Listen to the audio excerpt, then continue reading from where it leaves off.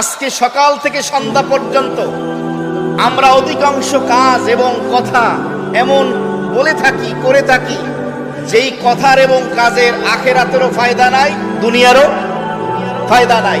এই যে চায়ের দোকানে, রেস্তোরাঁ, রেস্টুরেন্টে, দোকানপাটে, ঘরে বাহিরে, কর্মস্থলে, বিভিন্ন জায়গায় এরকম অনর্থক কথা আমরা বলি কিনা, যার দুনিয়ারও ফায়দা নাই, আখিরাতেরও ফায়দা নেই।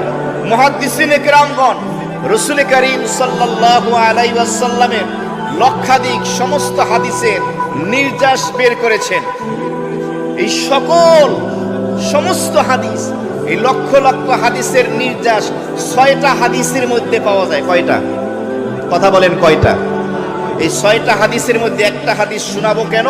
কারণ এই আয়াতের তাফসীরে এটা পাবেন।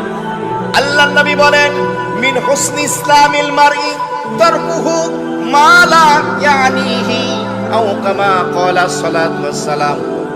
মানুষের ইসলামের সৌন্দর্য হলো সে অনর্থক কথা এবং অনর্থক কাজ ছেড়ে দেবে, যেই কথার দ্বারা, কাজের দ্বারা আখিরাতের ফায়দাও নেই, দুনিয়ারও কোনো ফায়দা নেই।